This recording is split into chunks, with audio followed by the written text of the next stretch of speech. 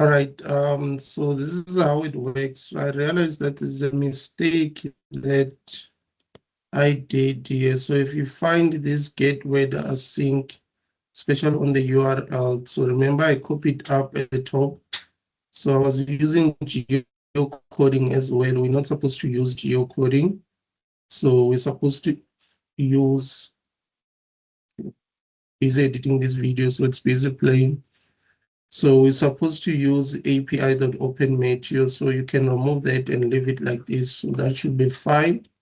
And then let's just run and we'll see now, because you might get an error as well when you are doing it. It will keep on saying that it does not find the city.